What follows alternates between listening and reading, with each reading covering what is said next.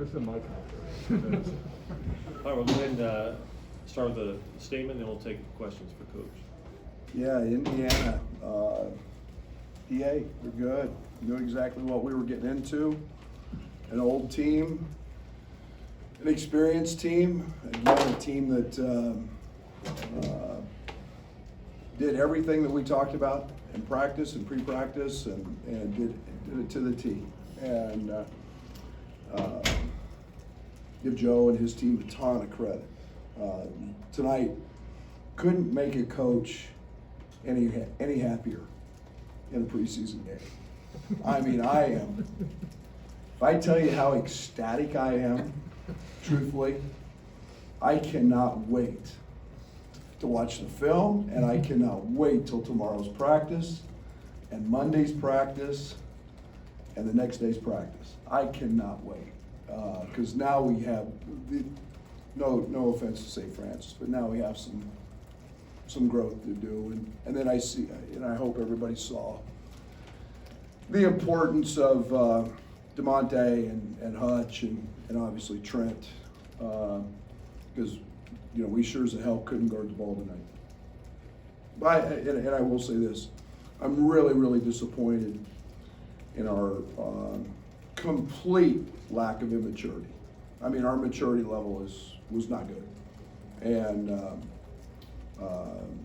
we do that in practice. We chirp all the time when managers or coaches make a bad call, and that's on me. We got to quit that, and we will get that handled. So just give them a ton of credit, and know that I'm going to go to bed tonight really happy, because we got some work to do.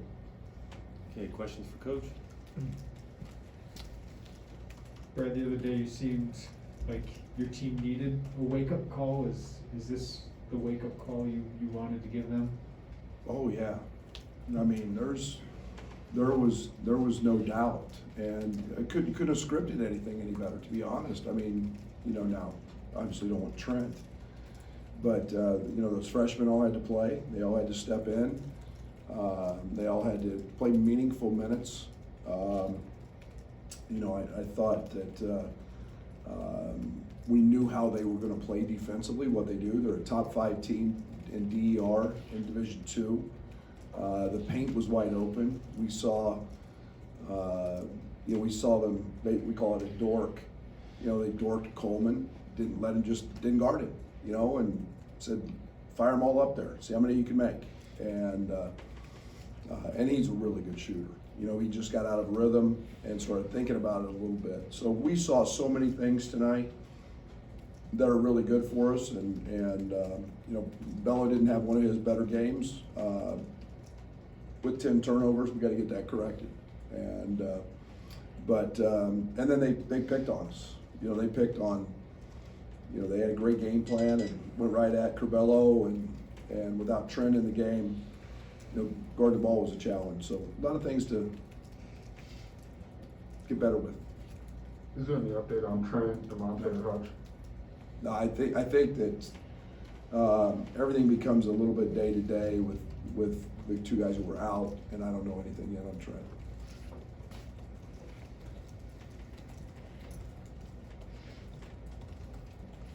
Seems like Kofi and Jacob were pretty visibly upset when they came in here, and they said they didn't play to the standard. Is that a sign of culture, and are you maybe happy to see them recognizing that, hey, this isn't our best, and we're not just gonna walk out of here like, whoop-de-doo, we just won a game? I hope there's a standard that's set, and they know what that standard is. They shouldn't feel very good. They should not feel very good about the way they played and the effort with which they did it. We practiced really well yesterday. We were awful because we had a crazy week of practice with some off days in there, but we got a lot of work to do, and I'm glad that they understand that that's not the standard we have set. Coach, before Coleman's technical foul on the sideline, he was playing a pretty good game, was doing a lot of different things. Can you kind of just dissect what you saw from him tonight? Yeah, I mean, he played with really good energy. He got out and ran. You start to see, what we see, in practice all the time. You see his talent, and he's a guy that again can do a lot of things. He's a better shooter than his 2 for 7 numbers, but he gets on the glass. He's consistently on the glass. He does that every day in practice. 5 offensive rebounds. But he's a guy that's going to be a very, very good scorer for us. And to be quite honest, he's been one of our better defenders. And I didn't think he was as good tonight defensively as he's been in practice. Brad, how do you evaluate the roller coaster ride that was on Rick Cabello tonight, offensively and defensively? It wasn't his best performance. Let's just put it that way. And we've all seen him be very, very good.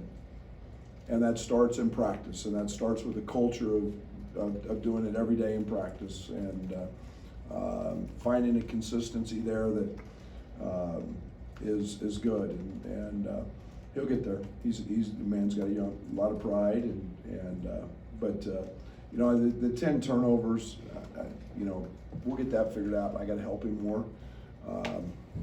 The lack of defense. We got to go work there because they picked on him. You talked about RJ and his improvement throughout the week. How much since he came to you has his defense and his understanding of defensive principles improved? A lot. RJ's got a chance to be a lockdown defender. I was excited tonight because we put him on their young man, number 13, really got going, and wanted to watch him. And then we also threw him on number 3.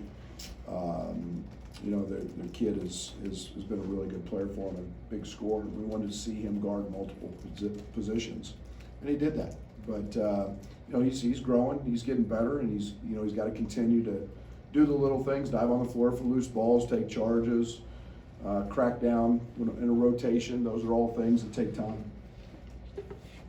Brad, this isn't a starting lineup question, but Coleman started tonight with Kofi and with your starting group. What kind of look does he give you with his skill set there? Yeah, I mean, he's a consistent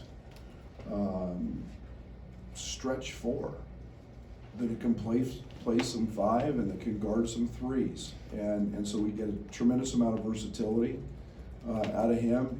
He's a guy that I think is going to be a really good playmaker. And again, they threw a little curveball at him tonight, dorking him. But he's a guy who can make shots, and so I've been very, very pleased with Coleman until his immature moment, chirping at their bench in a game that wasn't over. So that I can promise you that's not happening again with any of our guys. Alfonso Plumber seemed to get a lot more shots tonight than he did against St. Francis. Seemed to be schemed up more. You said you were going to do that. What'd you kind of see from him shooting the ball? It came out really hot. Yeah, I think the big thing with Plum is we got to get him in great shape. I thought he got tired. I thought he was, we played him a lot of minutes, and we've got to get him in shape to where he's concentrating, knocking down shots at the end of the game. And that was quite a drastic difference, but he is an elite shooter, and I'm just telling you that. I mean, he's got a quick release, he's got a deep range. Early, I thought he was tremendous, and we tried to run some actions to get him, quick little pin downs and execute. But now we got to get him, knowing what we're doing coming out of a timeout, and we've got to get him to guard and do those things, and we'll get in there. Is conditioning part of it with Omar only 9 minutes and this one same in the first exhibition as well? No, I don't know if it was as much that. It's partly, but I think we've got to get Omar rebounding, and his ability to chase balls on the glass has got to be something that he owns, and it was not the intent to play him 9. It was the intent to play him a lot more. But again, there was some breaks in the game early, and I was visibly challenged. We didn't get Kofi the ball, and so I wanted to leave Kofi in there for some of that as well. But yeah, Omar's gonna have to, contribute at a much higher level, and that's all we need to help get in there. Brad, there was a moment Goode grabbed his teammates, veterans, and was talking, and he seems pretty vocal on the court. Is that normal, or what do you see from him? He's a quarterback. He's a high school quarterback, and he has some of the most incredibly natural, instinctive leadership qualities, and he has got a tremendous maturity about him for a young guy. He's not afraid to do that. And I talked. I told you the other day, he's a big trash talker. He is, but he also is next play, let's go. And he's got a very mature presence about him. I just want to ask you about the ceremony before. I know you talked to us about it being a closure moment, but to have that in front of you, what was that like today with Io back? And then in the second part, can you give me the origin of the big stomp that you guys all do? Yeah, you guys see the Kofi's last thing he does in the pregame warmups last year? It was that big foot down and that big stomp. So that's where that kind of originated. And so then we just took it on as a collective group and as a team, and it became kind of our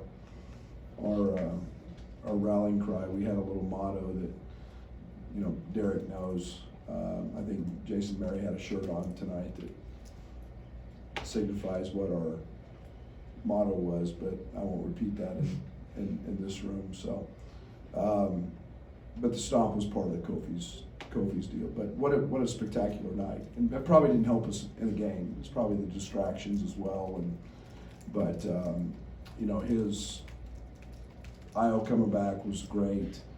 Let him enjoy that and get his ring.